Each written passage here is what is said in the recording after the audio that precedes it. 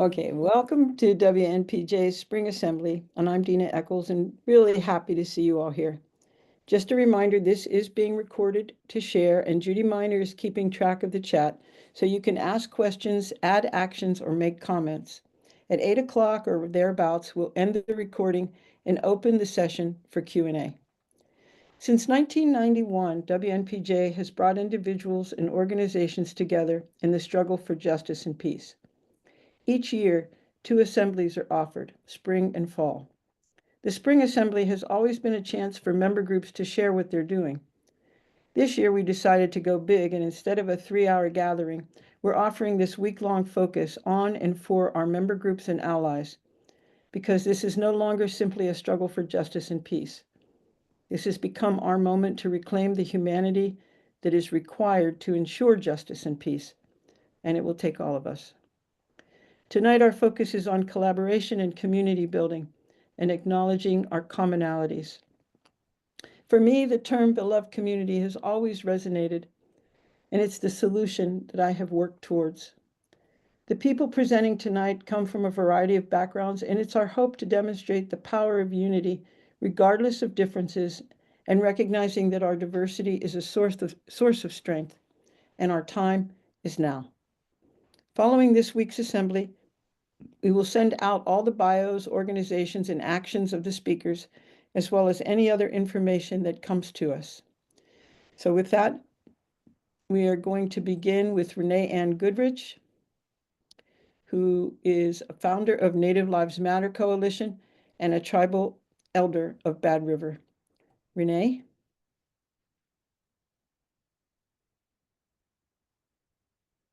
Thank you, Renee. You're muted. Well, I don't know if she's muted, but we can't hear her.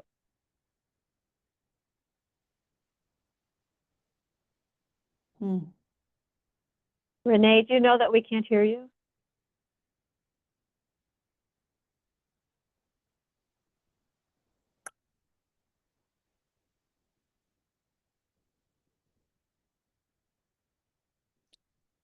All right.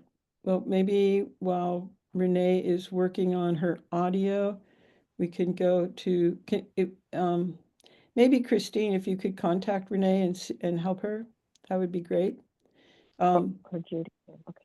And then, but in the meantime, let's go to my pal, Deborah Gillespie. She is the founder of Mothers Against Gun Violence in Milwaukee. Deborah? I'm just so grateful that we were all able to gather tonight. What a special opportunity and a loving gesture to our community. Thank you. Oh, no, you got time to talk about what you do. Oh, sorry. I am the founder of Mothers Against Gun Violence. My mission is to elevate the voices of survivors of gun violence. Survivors feel empowered when they're able to share their truths, and we have the opportunity to reclaim their version, their stories that oftentimes is obfuscated and only get a few minutes of time that they're mentioned in the media. How empowering it is to see the survivors once their stories are elevated in their voices. Thank you. Oh, thank you. Okay, at this point, I would like to go to Jerry Falk. And Jerry is with the Interfaith Peace Working Group. And you guys have like 10 minutes or so if you want to really talk about more about what you do. So you can come back on, Deborah.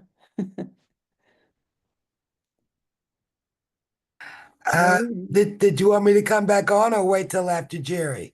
Oh, no, if you want to keep talking now, go ahead. I'm really excited that we have a televised special coming out for survivors. This one is Survivors Unsolved Cases. And right now they're going through their taping. So each survivor's story will have a special, which will give people the opportunity to hear about those cases and hopefully help these survivors' cases be solved. And then after, which will follow the following month, will be a televised talk back with the survivors talking to Milwaukee Police Department to find and answer these questions that oftentimes survivors have when their cases are unsolved, to why they couldn't approach their loved one's body when the yellow tape went up, to why they won't share any information with the family. So please tune in when that happens. I'll definitely make sure everybody knows, but this is a great opportunity for survivors to get answers to their questions, and for others who have experienced loss through crime to get answers to questions when their cases are unsolved. Thank you. Well, thank you. Thank you. And we're going to have time for questions and answers later. So I see, Stephanie, you're here. Maybe you would like to talk about Madison Mutual Aid. Yes. Such an important thing right now. Yeah. So, excuse me. Yeah. So, my organization that I'm with now, Madison Mutual Aid Network Cooperative, or Madison Man Co-op is our legal name. And then also Humans United and Mutual Aid Networks, which is a global umbrella cooperative. And they're both meant to be very open and invitational. And some of you had experience with the time bank when the Dane County Time Bank was around, or other forms of time banking, or just local cooperation and exchange. Mutual aid really took off during COVID disaster relief. But I will say that we've been using the term mutual aid network since several years prior to that. And what we're really aiming to do is create systemic ways that people can engage with, contribute to, and benefit from mutual aid to really meet more and more complex needs. And we're combining exchange. So time banking is exchanging time instead of money. So we join up, we say what we can do for each other and what we need. Every hour I spend helping another member, I get an hour in my account, and I can ask for help from anyone else in the network. And in time banking, we never put a price on our time, and everyone's time is valued equally. And it really does create a different kind of dynamic than a lot of other parts of our economic lives. And in my experience, which has been about 20 plus years now, and I also have traveled around and seen a lot of different networks like this, but time banking and overall sharing networks, but time banking in some specific ways is very helpful at connecting people across differences, across different perspectives, different races, different upbringings, neighborhoods, abilities, because it is based on identifying a human need and a human strength that can complement it. So I have found it to be a very effective community building tool, very effective at finding and feeding common ground with people. And then people are welcome to join the Madison Man if you want to. You don't have to live in Madison, or you can join the Humans Network and experiment. And the Humans Network is really about holding each other's hand to make it easier and easier for people to do these kinds of things in their community. So here we have a number of projects that are aiming, again, to bring people together about a common motivation, a common need that they have. Like you might have a need to grow more food in your neighborhood, or a need to help weatherize the homes, et cetera, et cetera. So our aim is to have a lot of different opportunities for people to come together. So you can find from our website, I'll put the link in the chat. You can find our different projects that we currently do. We do a supper club once a month in this neighborhood, the Willie Street neighborhood where I live, that we're adding new neighborhoods also. So hopefully we'll start one in the Badger Rock neighborhood soon, maybe on the north side. So we invite people to co-host supper clubs, and it's like a stone soup style meal that we cook and eat together. We do something called peace practice, which is about learning how to live peaceably in unintentional communities. And we are working on building a more robust health and care network. So not only are we using these different cooperative economic tools and time banking and becoming co-ops, we're working on being able to spring up co-ops and efforts that can be structured enough to meet more and more serious needs, because we have more and more serious needs that I have never expected any external. I've never expected great help from our government in these ways before. No one's been appearing to be working to create the kind of thing that I would like to access in my old age. So I really, I see a very ripe opportunity, and people really know that we need this stuff right now. So I do see a lot of opportunity for people to self-organize and make some of the do-it-ourselves structures that can actually meet our needs and connect people and drive a different dynamic that is about bringing people toward each other, again, finding and feeding common ground, where a lot of the larger forces in our country and the messages that are coming at us are very, very, very much designed to make us afraid of each other. So I think it's really, I feel very grateful that I'm entering this time period having been working with things that are about doing the opposite and bringing people together, and people really are being motivated that direction. So I just want to end my part of talking at you by saying I actually feel quite hopeful in this moment, even though I know that it's extremely chaotic and scary. People are realizing the time is now to make something different, and I know that it's trite to say every crisis brings opportunity, but it only brings opportunity when we make it go that direction. So I think people are highly motivated to make it go that direction, and I really appreciate this forum for that. So thank you. Oh, and I'm very grateful to have you. We had our board meeting today, WNPJ, and it came up that you were going to be on, and we're having and one thing we talked about was how important it would be to see this happening throughout the state. So I'm going to suggest, if you haven't noticed, there's been a request put out for someone to write, people to write for our newsletter. And I would love to see something about what you're doing and that kind of enthusiasm come out in the newsletter so that people around the state could hear about it. So thank you for that. Cool, thank you.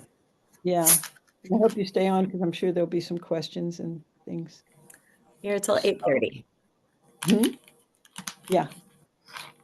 So Renee, are you able to, did you get your audio going?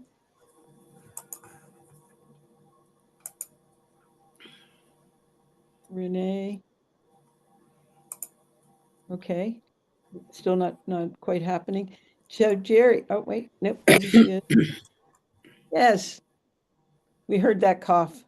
Okay, you heard a cough. I've got my audio going. So sorry for this, folks. No This problem. is a new laptop, and it's a little challenging.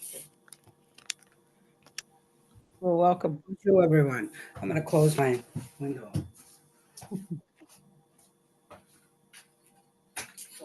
People complain about Zoom, but look at what we're able to do. People from Okay. all around the state. Buju, Okay. I'm hoping that you're able to hear and see me okay. I'm so glad to be here. Buju, Buju Nendawe Maganadu, Jakate Ayajik Indigo Anishinaabe Mowen, Renan Goodrich, Dundish Nakaz, Shoganashimam. I'm from Bad River, Wisconsin. Mushka Zibing Nindunjaba. And I'm so glad to be here. This is my first time joining you. I was excited at the prospect of being able to collaborate with this large, diverse group, especially in this time of our lives and history, and the future looks dark in many areas here with some of the work that we're doing. So I'm so glad that I'm able to join you and help collaborate and bring that spirit of collaboration with me. My work is in environmental and social injustice with Native Lives Matter Coalition. And also, I work through with the Indigenous Women's Treaty Alliance that's facilitated by We Can here in the Twin Ports area. My focus is working here in Superior. I'm located in the Twin Ports. From the Superior here to Bad River and across the Great Lakes, helping with organizing, bringing awareness, community education, collaboration building with Line 5, with Enbridge Pipeline 3, water protectors collaborating to build support for the pipeline resistance of Line 5. I live here with my granddaughter, and we also intersect the conversation with the environmental injustice that impacts Mm. Indigenous peoples proportionate as women focus. The violence that's perpetrated against the land and the water is perpetrated against our tribal peoples here on Turtle Island is our focus. So I'm very honored to be here and looking forward to building these collaborations across borders, internationally, and to support our Indigenous communities worldwide. So, Chimigwech. Yes, thank you My so much for being. and you can find some of our background work on www.nomoremmiwr.com.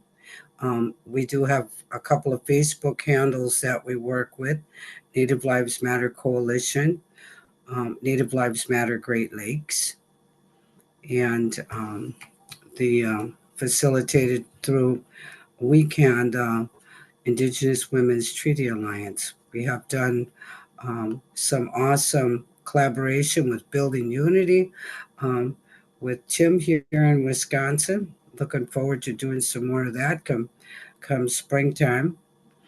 And coming into summer, we have some grave concerns here about our upcoming election. So we're looking for support there from Building Unity, calling people out to please vote. We have an important Supreme Court election that will be decided April 1st. So that's what we're doing immediately, and boots on the ground, along with supporting my home tribal nation of Bad River, Wisconsin, with their pipeline resistance. So, Jimmy Gretchen, this will be beautiful. Building this larger collaboration of peace and resistance and justice. Jimmy Gretch. Thank you. Thank you. I've been really enjoying, I've been on some of the calls, Line 5 Coalition calls, and seeing people extend over the borders, whether it's, like we have a lot of people come on the calls from Minneapolis, Minnesota, that whole area, and also Canada. And I think it's just great to see that breaking down of borders, those artificial borders, great. Yes. And we have more in common than what Mhm. we have sitting in front of us politically and also environmentally, and how our um,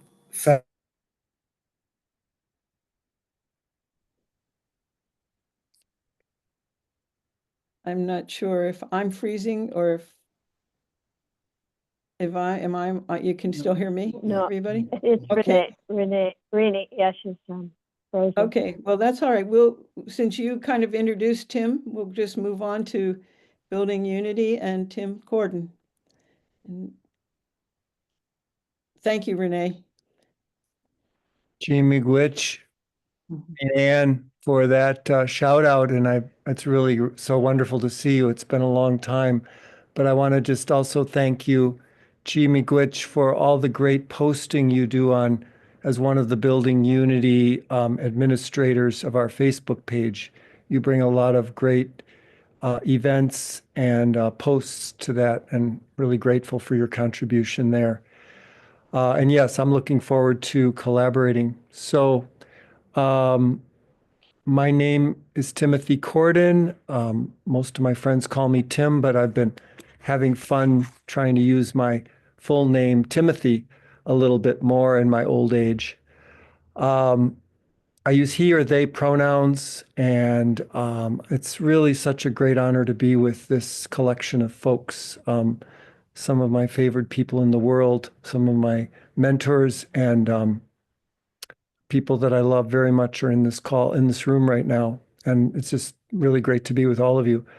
Building Unity as a project, we like to say we're not a group, and it's pretty true. We're not really a group. We're a very small number of people who come in and out of collaboration together. And somebody's just come in with some loud noise, but I'll keep talking. So I want to just say also that, my reflections about what Building Unity is or could be or should be are my reflections. And really, what Building Unity wants to be is an amalgamation or a combination of all of our visions of what unity could be and should be. And nobody has the market on what it is. As I said, partners come in and out of it. I've kind of kept it going now for about 7 years. And I think we're on the cusp of, I could be wrong, but I think we're on the cusp of really having more unity than ever before. And I think the reason for that is just how bad things are getting. And the people are coming out of the woodwork left and right. Anyway, I don't think Building Unity as a project, the project that I coordinate, is going to be the ones doing that, but maybe we're helping. Certainly, we keep asking people to consider working together. For me, it's about the peace movement. So often I see collaborations form between environmental and pro-democracy or environmental and pro-justice movements. And that's all fine and good, but I think we really have to make sure that we make it loud and clear that there are 4 pillars to our survival, and one of them is ending the violence that gets inflicted on people both abroad and within our own country, and that needs to be front and center. We need to divert all of the resources and energy that we put into killing people into doing the mutual aid that Stephanie was so beautifully talking about, feeding each other, making sure we have health care, housing, and all of the resources to make life rich for everyone. So to me, Building Unity and the need for this unity project starts with realizing that we are in a state of emergency. And I think that that's more true in the last couple of months. People are more aware of that than ever. As we move into what feels more like a fascist dictatorship than a democracy. And we can debate whether it's really fascism, but I don't want to debate that. It's bad enough, whatever you want to call it. So with that awareness that we're in a state of emergency, it really calls on us all to act so that we can be good ancestors as our Indigenous relatives call on us to be good ancestors and to think beyond our own generation and our own needs, to think, 7 generations into the future. my perception of what unity is that it's not a hierarchy. Of course, there are in my people that will be leaders and people that will lead more and some who will follow. But you need followers and leaders and everybody doing what they can. But there needs to be the freedom and opportunity for everyone to be their full selves without any hierarchy. No hierarchy of causes. All causes are important. Trans rights are as important as black lives or black rights. Immigrant rights are as important as workers' rights. Body autonomy is important as the environment. And so we just believe that all of the basic rights for people, for peace, for the planet, the rights of nature, that if we go after all of them and don't leave anyone out, we will have enough power to get the job done. We have to come at it from a lot of different ways. A lot of people are into electoral politics, and I believe that's an important part. Ultimately, we won't change anything until we get ourselves, people that think more like us, people that are pro-peace, pro-people, and pro-planet, into the halls of power. We need demonstrations. We need educational events, social events, artistic expressions. Certainly mutual aid is going to be so critical. And letter writing, lobbying, you name it, we can do it all. And people that should gravitate towards what they feel it makes sense for them. And I think that our movement should be kind of a place where people can find their niche within it. And we need to be able to help people find their niche. The unity movement that I dream of really involves all of us. I want to just really shout out for a moment to WNPJ. When I first came up with this project idea, I came first to WNPJ, and WNPJ helped start the Building Unity project. And as far as I'm concerned, WNPJ has never really left. We're not really a project of WNPJ's, but as members of WNPJ, we fully enjoy all the amazing skill that comes out of that team. And I can't thank you enough for the web support, the calendar support, the help in so many ways. And of course, there's a lot of back and forth between leaders of WNPJ helping out with the Building Unity project. But everywhere I go, I'm encouraging people, join the network. We need one umbrella that ties us all together. And for over 34 years now, WNPJ has been doing that very beautifully.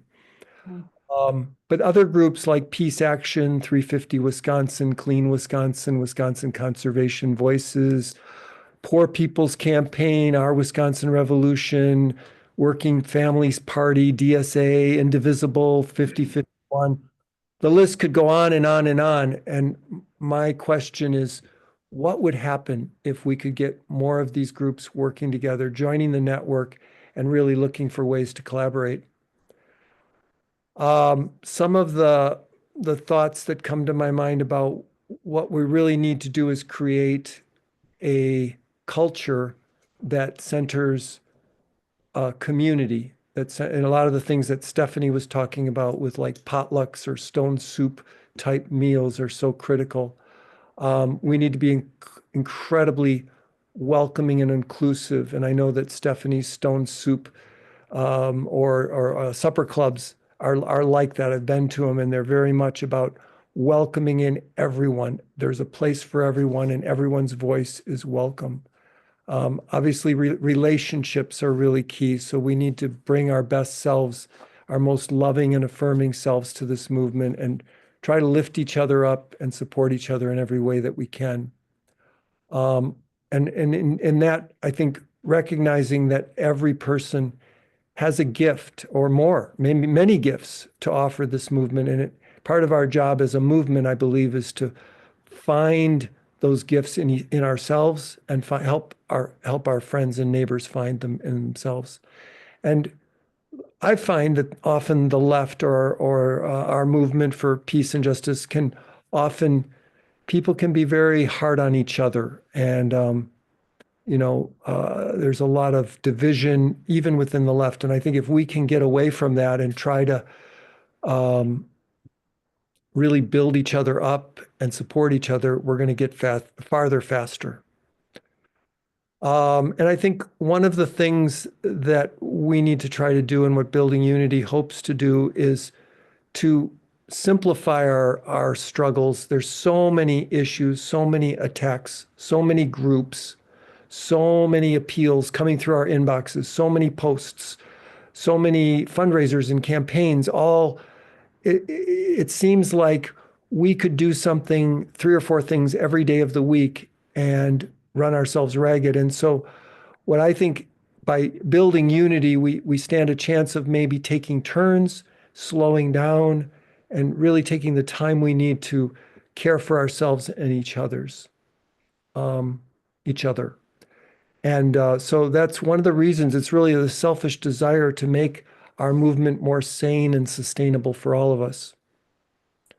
So I mentioned the potluck idea. That's something that I've been planting, challenging, or whatever, inviting communities. And there's a number of communities around the state. As I've been traveling in the Unity Mobile, we've been having what we call Building Unity gatherings, bringing together peace, justice, sustainability, and democracy groups, and then giving everybody a chance to share what they're doing. And people love it. And so in some places, people are planning to have these gatherings on a monthly basis going forward. I think it's important that they are, in addition to being very diverse and inclusive and very radically welcoming, they need to be family friendly, and including family friendly. We need to think about what are we doing for young children at these events, and how do we make it as fun and exciting so people keep coming back. Protests are great, but after a while, I think people grow weary of standing and chanting and listening to speakers. You can do it for a while, and I've been doing a lot of it, believe me, but after a while, we need more joyful music and dance and creative expressions and poetry and etc. So I'm encouraging folks to think creatively and have all kinds of events. Another thing that I think is really important at this time is we're moving into, and I hear a lot of times people say we're moving into very dark times, but I've been known to say that myself, but I want to take this opportunity to say that I want to resist equating darkness with negativity. So I will say very hard times, very painful times in which many of our siblings are going to have their benefits denied, they're going to die, and be hurt. And so as we move into these hard times, and as they get harder and harder, I think it's more important that we are connected with at least a small group of people who know where we live, who know how to find us when our phones don't work or our internet doesn't work, or we haven't been seen for a few days. We want to prepare for the worst and make sure that we're well connected. Furthermore, I think there's going to be more and more need. There's already quite a great deal of need for rapid responses for not only mutual aid, but for showing up and resisting, for witnessing, for being on the front lines when we can. So, yes, I will wrap it up. Thank you. So I've asked Judy, if you can plug in the Building Unity Solidarity Statement. It's what we believe we want to build unity around. This is an evolving document that people can help change the wording, make it stronger, make it better, as well as a tiny flyer document that leads to Building Unity opportunities. And if you want to have any of what you do put into the Building Unity opportunities document that's on the tiny flyer, you can call me at my phone number, and I'll put that in the chat as well. And we'll enter your opportunities into that document, as well as on a link to that in the flyer. And then lastly, I just want to say, I'll also put into the chat a Building Unity sign up link. So if you want to sign up to get more information about our project to unite groups across Wisconsin, you can sign up there and we'll keep you on our mailing list and reach out to you. Thank you so much again for this great opportunity. Well, thank you, Timothy. And I see you have those things are in the chat. And we are going to send out at the end next week, we'll send out everything that comes in the chat all of this week with everybody's contact information. And a lot of the groups that you mentioned are members of WNPJ, happily. And someone is on the call tonight who's actually with 50/50. We met over the phone this week, and I welcomed them to be part of this this forum because it is in keeping with what we're doing. And so if Ajac, if you're ready, if you would like to come on and talk about 50/51 and the April 5th event. Hey, sorry, my light did me dirty there. Yeah, so I mean, first off, I want to say thank you for inviting me. It's kind of been hard, like breaking into the movement space right now, just because there's a lot going on and there's a lot of frustration and there are a lot of really hot heads that want to be at the table right now. I have a different approach. I think that as we move forward, it's really important that we pay attention to the people who are affected, not just by what's happening now, but have been affected throughout the systems that we've built over, throughout history, to make sure that we're taking care of the people who, the people, everyone, sentence there. And we really have a commitment to being unified and peaceful, but both with our actions and with our words as we move forward. So 50/51, it's a group that started, I'm going to be honest, on the internet one day, and it just kind of took off overnight. Here in Wisconsin, there's some leaders from Milwaukee, there's some leaders from Madison, around the state, up in Green Bay. And the group was started primarily to, I think in the beginning it was very much a let's resist Donald Trump. And I think here in Wisconsin, we've very much taken a pivot from let's resist Donald Trump to let's be in support of prosperity for everyone and democracy for everyone.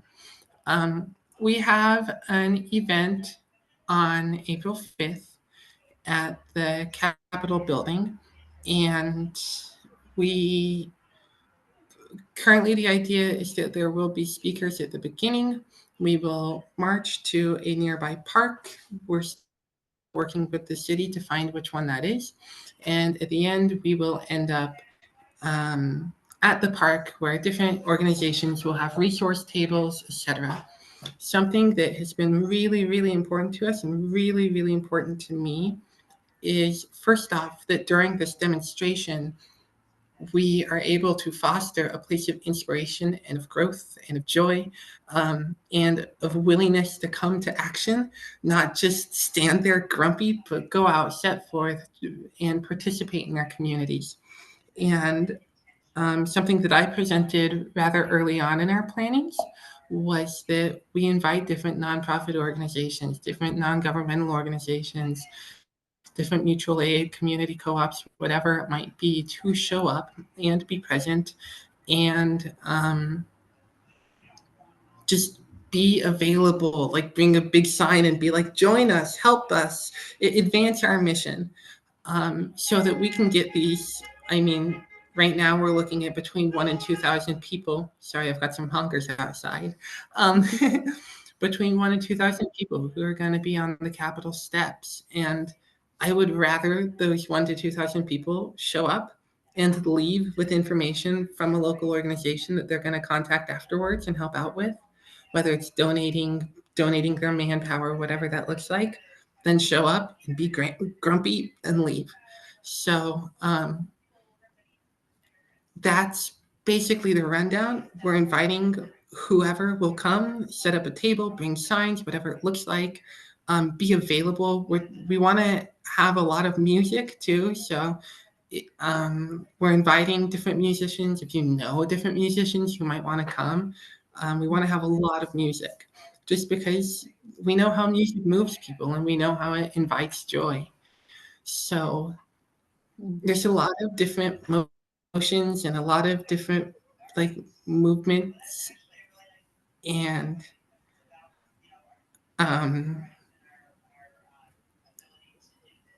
yeah. So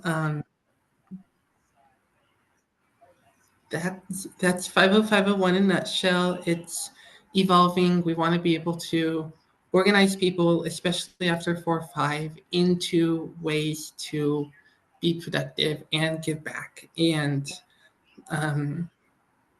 take a hands-on approach in building our communities.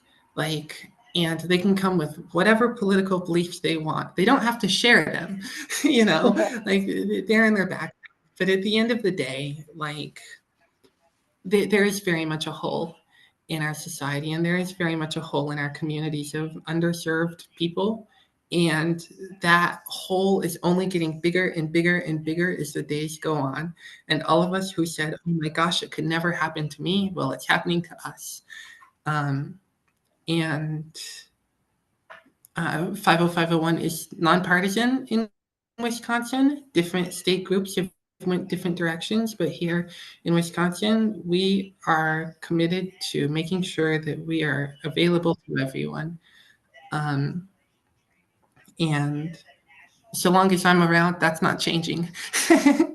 So if there are any questions, any thoughts, I'm here at your disposal. And especially any thoughts. I mean, I really do want this to be, I think that the most effective movement is a peaceful movement, not just a movement that is non-aggressive. I think you can be aggressive and peaceful, but to be to move forward in a way where we are at peace with ourselves, especially. And I think that community building is a really solid way to do that. So, I'm seeing things in the chat. Feel free to unmute too. I'll stop yapping for a second.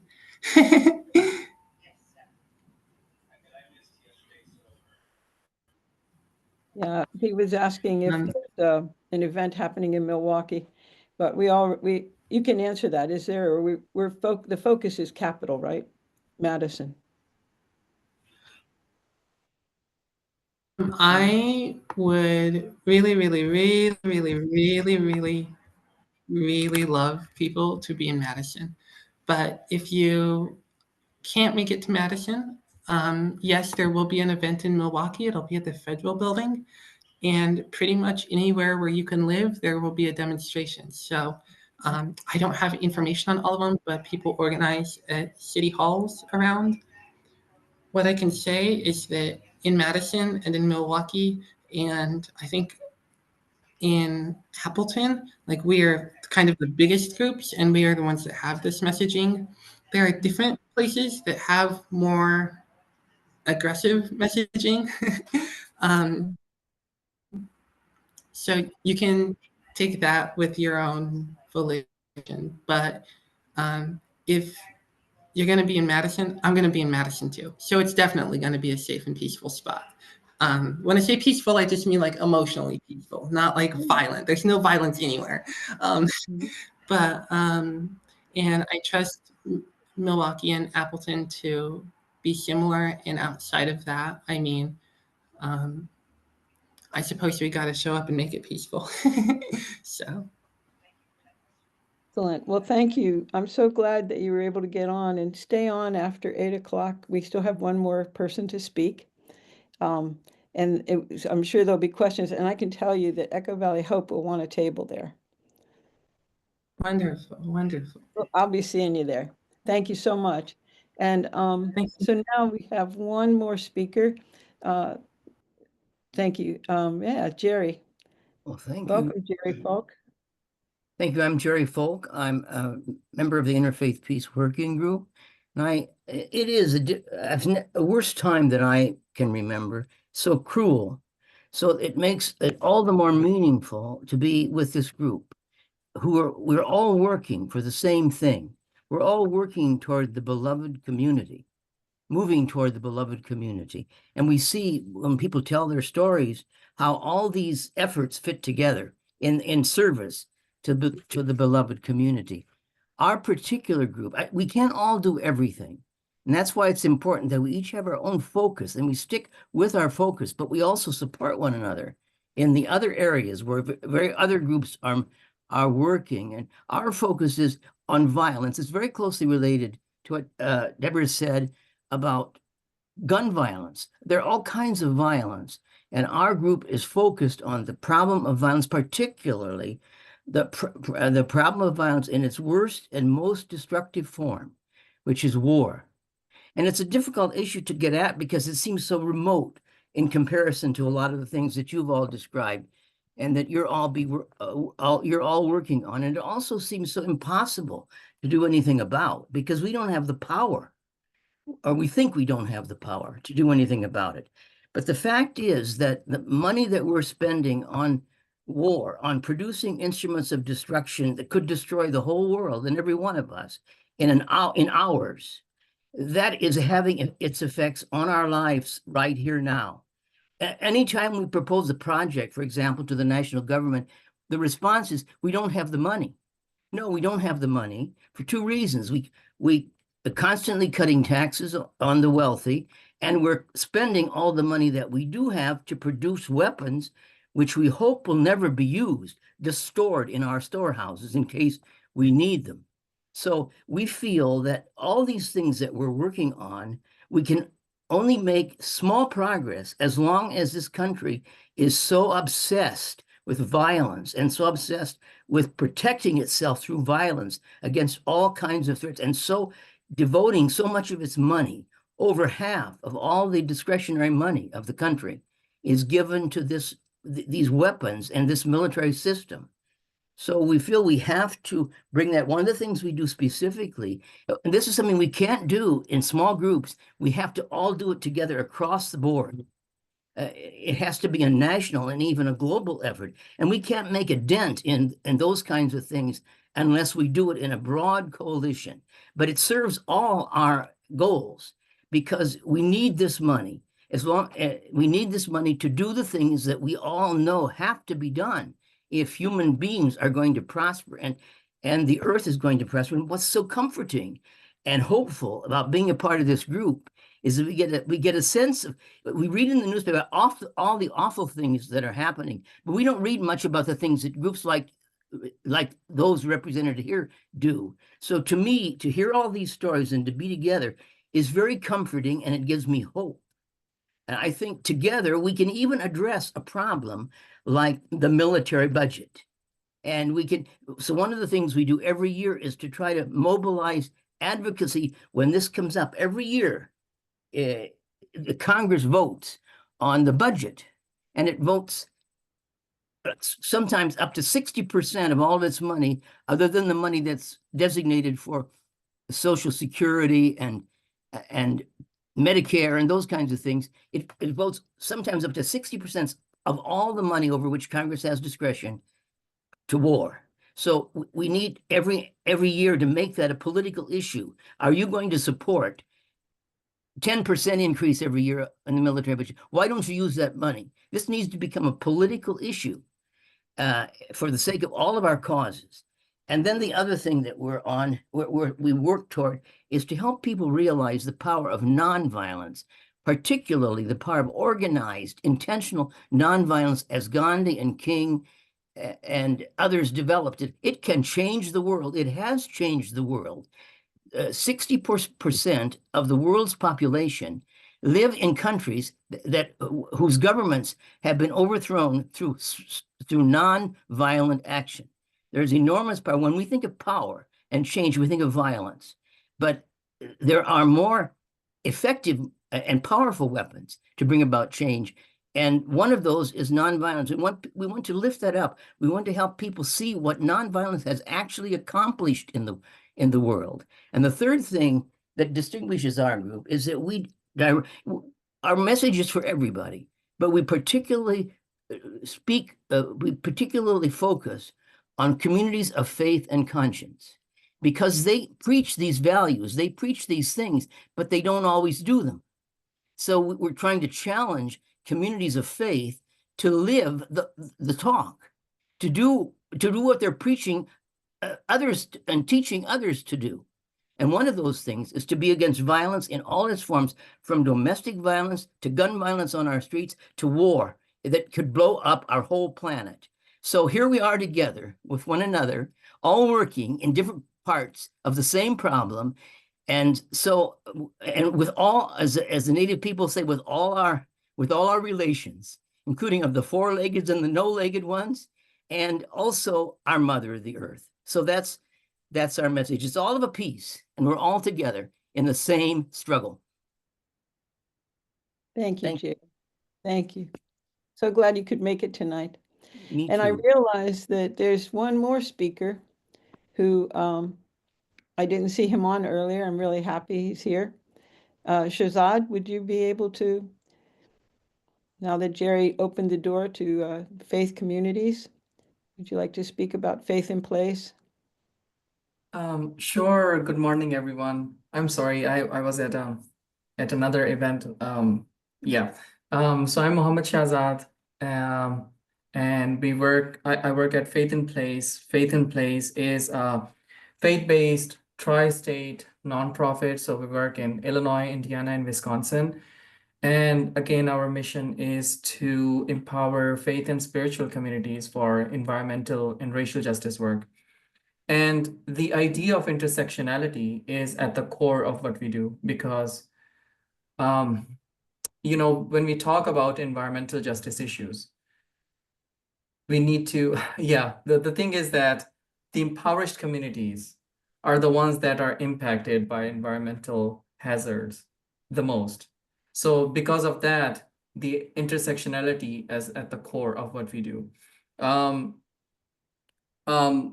we do a number of things. We have our advocacy team in the tri-state region to work with legislators. We do a lot of grassroots work, and our grassroots work includes working directly with houses of worship. Just an example of our interfaith, our intersectionality. Last year, we got a USDA Forest Service tree grant.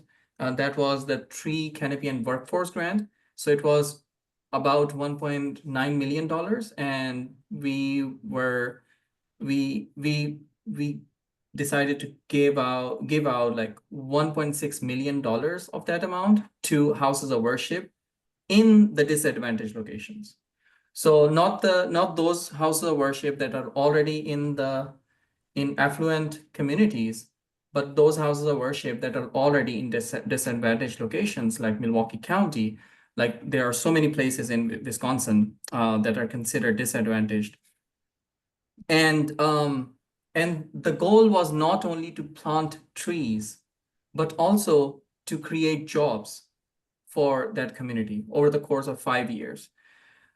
Very excited about that. Dina also got that grant. We were very happy. I tell folks about it that when Dina got the email from our grant person, I was sitting right next to her. And I tell people, like, I was able to witness the joy and all the emotions that they were feeling. But unfortunately, 5 days or 10 days later, we got that federal freeze. So it's truly a roller coaster. And right now, the good thing is that Faith in Place, along with a number of farmers associations, we have sued the Trump administration over that grant money. So Earth Justice, a very prominent nonprofit that works around, on that lawsuits and working with nonprofits, they are the ones who are taking our case. and we are hoping to get that money back because we had that contract with the USDA. And also we were just planting trees for, the underserved locations. Anyways, so, and right now we are also, we have partnered with Focus on Energy in Wisconsin to launch pilot program, energy efficiency pilot program for the Milwaukee to Madison corridor area, where houses of worship can apply for that pilot project, and they will be able to get free energy assessment, and then there are incentives to make their buildings energy efficient. So yeah, excited about all those things, and thank you so much for this, for the opportunity to share what we are doing. Really appreciate. Nice to see you all. Thank you so much. Thank you, Shahzad. And yeah, and it wasn't just for places of worship, but because we're not that, Echo Valley Hope is not that, but environmental organizations. And so I love this, these connections that are being made for everyone. And, so at the last minute, I said, oh, let's go for it. And we did. And it's something that really could help the community here if it should come together. That even if it doesn't, just the thoughts that Faith in Place gave us, I think we're going to keep working towards, building community around something similar. We just won't have quite the funds to do it, but that's okay. So that concludes our formal presentation. But before you sign off, let's see here. What if I did need to stay? Yeah, we'll stay on for Q&A if you'd like. And tomorrow we're going to continue on the theme of our common humanity. We're going to talk about immigration in Palestine. And it'll be 7 o'clock again, and the same Zoom link. So I really appreciate seeing you all here. I think this has been a great beginning. And it's a wonderful thing that we can do to stay in touch with one another, to uplift one another, to learn from one another, and to show up on April 5th. Okay, so we'll wrap it up now, the recording, and we'll open it up for Q&A.